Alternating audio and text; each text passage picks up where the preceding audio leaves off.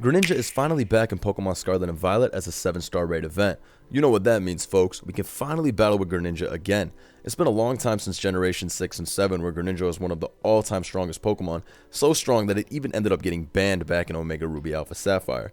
Today, I'm going to go over everything you need to know about Greninja in competitive Pokemon and how to win with it in battle. So, let's take a look.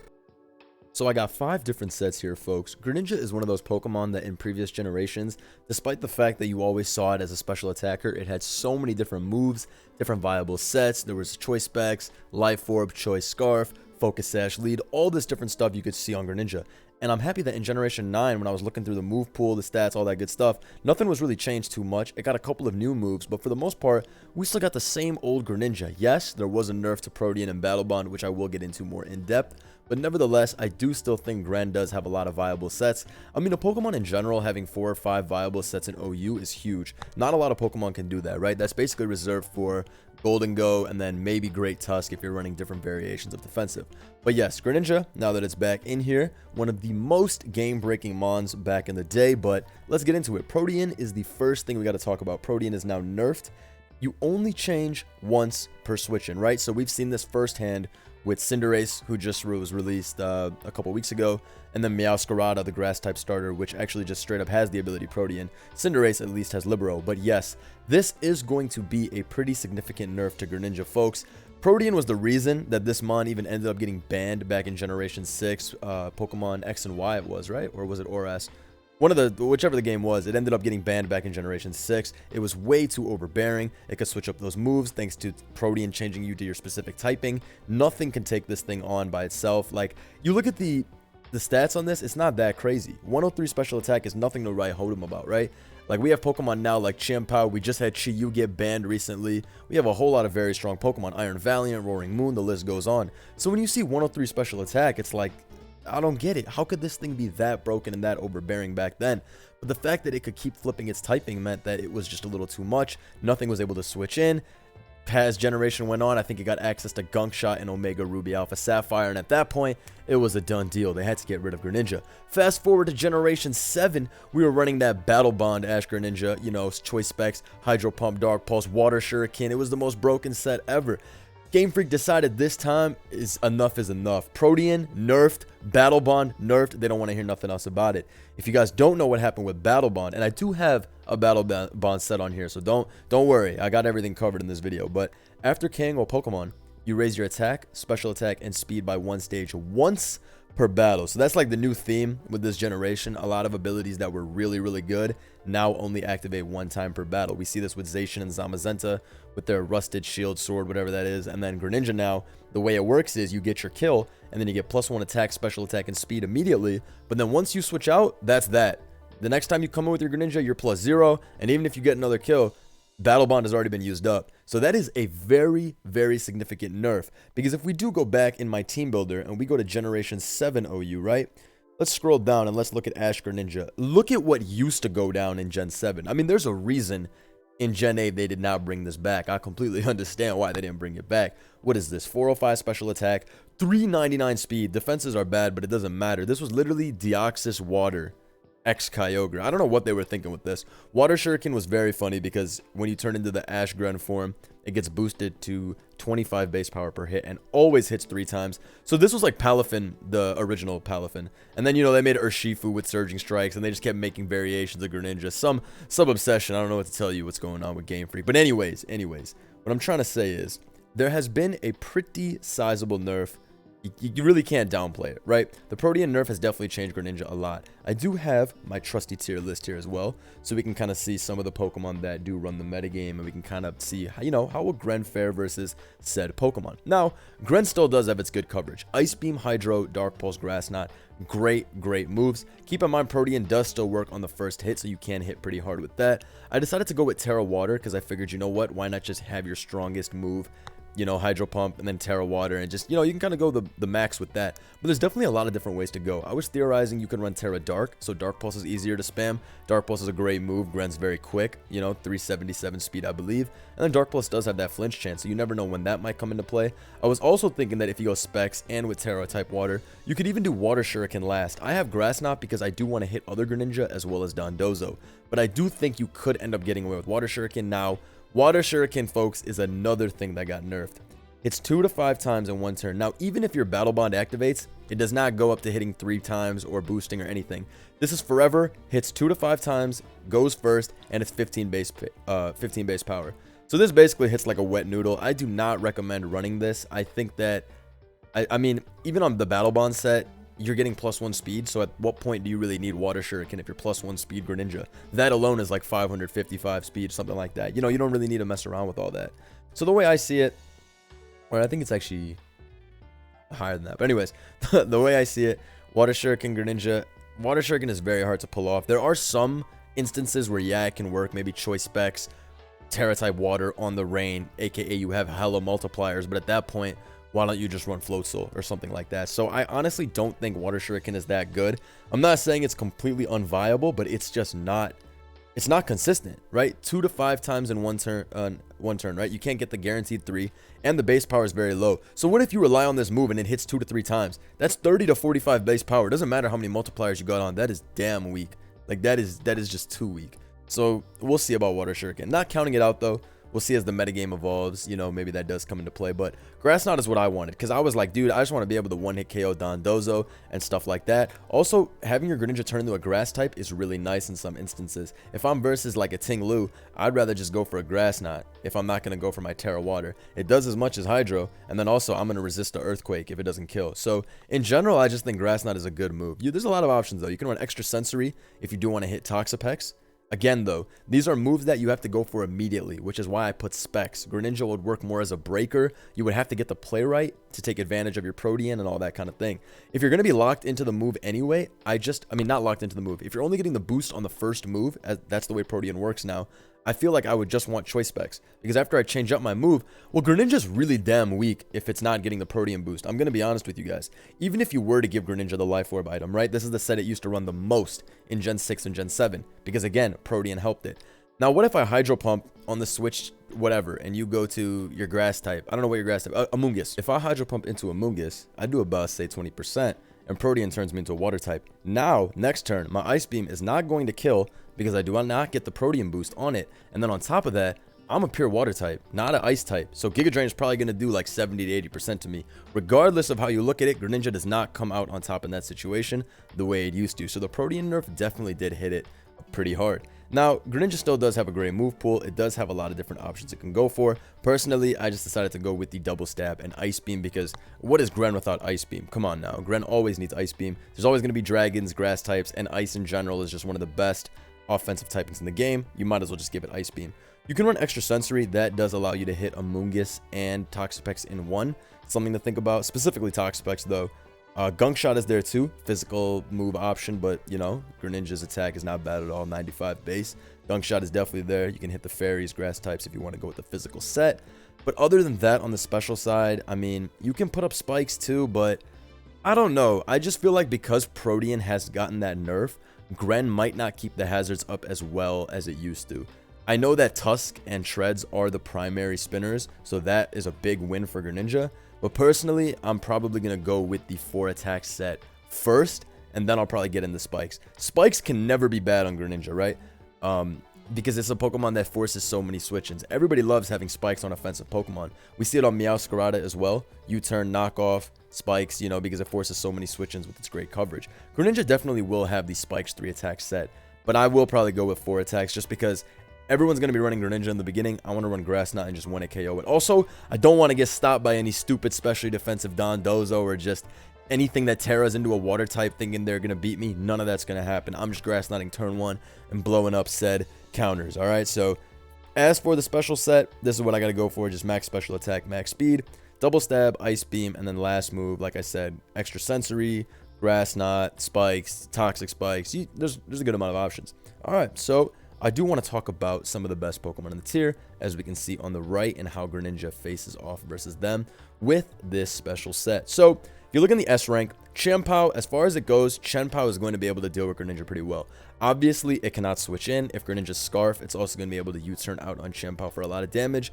But as far as 1v1s go, Chien-Pao should be able to one-hit KO Greninja with Sacred Sword and not fear anything. Golden Go. Now, Golden Go's dual stab is actually resisted by Greninja, which is great for Gren. I believe Make It Rain would probably only do about 50%, which is still a good chunk, I mean, for a resisted hit, but Gren has never been the bulkiest Pokemon, so just being able to take 2 hits from Golden Go is huge, because I know Gren is able to take 2 Shadow Balls at least, and then it probably can take 2 Make It Rains. Don't quote me, but I'm pretty sure it can. Anyways, Gren can obviously one-hit KO Golden Go back with a Dark Pulse, so I would say that Gren totally wins that matchup. And then versus Great Tusk, well, Gren bodies Great Tusk. It can't switch in, but it'll take care of it. Garganical. Now, Garganical, obviously, Salt Cure hurts Water types and Steel types more, so Gren can't switch into Salt Cure all willy-nilly. But Hydro Pump is going to do a lot regardless. If Garg does decide to Terra into a Fairy type, I don't know. If I'm running the Gunk Shot Gren, then I can end up smoking that thing. So Garg is definitely not sturdy. A+ rank is more just offensive setup Pokemon, right? These Pokemon in certain situations will beat you 1v1, or they won't, right? Dragapult, if I'm Scarf, I beat Dragapult. If Dragapult's not Scarf, then Greninja's more than likely just going to die to the Dragon move. Dragonite, you can always 1-hit KO with Ice Beam, provided they don't Terra into a normal. However, I have thought of something specifically for this stupid, what's the word? Dragonite going for E-Speed and taking care of my Greninjas. Here's what we're going to do, folks. We're going to run Terra Ghost. So when they E-Speed, it's like, no, there's no way. Yes, it's true. It just happened. You turn into a Ghost type. Their move does nothing. Bow! Ice Beam. Dead. Trust me. Terra Ghost, Ice Beam Greninja to deal with DD Knight, that's going to take off. My genius is going to take off. Iron Valiant. Valiant has Piss Poor Spadef and is slower than Greninja, so you can Hydro Pump and smoke that thing, which I think is really nice. And then King Gambit. Greninja does resist the Dark type moves and the Steel type moves, but it can't OHKO back with Hydro Pump. And Katao Cleave is still going to blow this thing up. +2 Sucker Punch definitely KOs Greninja after rocks. Even if there's no dead homies, I'm pretty sure it KOs it. Provided it's like Black Glasses, King Gambit, or something like that. But regardless, Gren does a pretty good chunk versus the best mons in the meta, the S and the A+ guys. You look at the A rank, it's pretty similar. Faster than Cinder A, so you can cook that. Corv, if Corv has Spadef, Hydro is not going to 2-hit KO. You're going to have to flinch it with Dark Pulse. So all things considered, Corv is pretty decent versus just the 4 all-out attacking set. Dozo, this is literally why I have Grass Knot. If you don't have Grass Knot, Dozo's going to body press you. So this is literally why I have Grass Knot. Espathra, you know, it's fucking cheese. If it gets up the Calm Minds, it'll beat you. There's nothing you can do. Hatterene, you can always Gunk Shot Hatterene, but yeah, that's fine. Roaring Moon, you got good coverage versus Roaring Moon with Ice Beam. And then the last 5, Rotom, Dirge, Tinglu, Pex, Volcarona. Given the right coverage move, you're able to muscle past most of these. Yeah, so I think Gren's part in the metagame, it's probably going to be in A rank, is what I would think. I don't think it's as bad as Cinderace. I think it's better than Cinderace, actually. So I would put it at the bottom of A+ or the top of A. That is my prediction. Now, all that being said, I got the primary Greninja stuff out the way. I do think this is going to be the most used set. Let us talk about the other sets that I have here. So, Swords Dance Battle Bond. I was thinking, how do we make Battle Bond work? If Battle Bond is giving you a +1 attack, special attack, and speed, the only way you can use something like that is on a sweeper set. Because I don't want to have my Specs Battle Bond Greninja in. I get a kill, and then I'm forced out the next turn. Well, then, what the hell, dude? My Battle Bond has been used up. This is what we're going to do. We're going to run SD. I was looking at Greninja's move pool. I did remember that it had Swords Dance. Move pool-wise, the options are not terrible. Liquidation for physical stab, which is good. Night Slash is shit, but, I mean, you need a dual stab. And then Ice Punch is the last move, because I do not want to lose to Amoonguss. I do have a feeling Amoongusses will rise, the Amoonguy, and I do not want to go down sad as a result, folks. So we are going to run Ice Punch. You can run Gunk Shot, too. But, I mean, I think I want Ice Punch, personally. It's not like Tapu Fini's running around, so you want Gunk Shot. Other than that, there's like Brick Break. There's Quick Attack if you're truly insane. Shadow Sneak if you want to do some Terra Ghost super shenanigans. But I personally think Ice Punch is the best way to go. So, in theory, you'll Swords Dance with this. The opponent will be scared out thinking you're special. They'll go into their physical Pokemon or physically defensive Mon. Then they're going to go, no, there's just no way. And then it's like, oh, but there is a way, dude. I'm totally physical Greninja with this 95 base attack. +2, I smoke you with one of these moves, and then +1, +1, +1. Holy shizzay, the world's strongest Greninja has entered the battlefield. So, I don't really know how viable this set will be, but I'm definitely going to try it out. I think to a degree it'll work. Swords Dance does not sound all the way shit. It just seems to me like the best way to make Battle Bond work. Because think about it, right? They try to switch out, they sack a Pokemon. I SD, they didn't expect that bullshit. Now they can't revenge kill me with that Chem Power or whatever because I'm +1 speed. This coverage is not bad. However, there is one Pokemon that is able to switch into this thing with impunity because you're running a physical set. Are you ready? It's this piece of shit. So, because of this guy Dondozo right here, it's very hard to use the physical set. But, no matter, I still do think that this is something that we should give some sort of attention to. It's definitely not ass, okay? We just have to find the right moves, right set. Maybe you're supposed to run Taunt SD. Maybe it's Sub SD. We don't know, but I'm going to tell you this. Swords Dance Battle Bond, the agency is very tapped in. It will work. Moving on, we have Choice Scarf. Choice Scarf was a set we used to see back in the day. In Generation 7, this was one of the most used sets. It was just a nice little Gloomon, very fast. Greninja does have access to Switcheroo, which I believe it did not get back in Generation 7, which I like. You can now get rid of your Choice Scarf. I think this will be a good Scarfer just because U-turn, high speed. Protean is really nice on a Scarfer because, again, you get to stab on each move. You're always just leaving the field, usually with U-turn anyway. I think this set's going to be dope. I'm quite looking forward to running Scarf. You can run Spikes as the last move too, but I think honestly just run Switcheroo. Trick is really good in the current metagame. It nerfs a lot of Pokemon. A lot of people are running unaware spam and stuff like that. If you end up being able to trick a Dondozo, a Clodsire, or whatever the case is, it can honestly end up winning you the game immediately. So I think Switcheroo is going to be the best. Like I said, Spikes Gren was the best set back in Generation 7 and 6. There's no denying that was the best thing. I just don't think Gren is as good as keeping up hazards anymore, which is exactly why I'm not incorporating Spikes as like one of the first moves on most of these sets. Finally, we have Focus, well not finally, next to finally, we have Focus Sash Greninja Lead. Now this set is something I used to run a lot in Gen 7. How could I not? I know a lot of you ran this. You get up the double hazards. You got that juicy 377 speed. Taunt to make sure nobody's removing those hazards. And you have Dark Pulse too. This is just a beautiful set. Really just does a lot of work. However, there is competition from Meowscarada.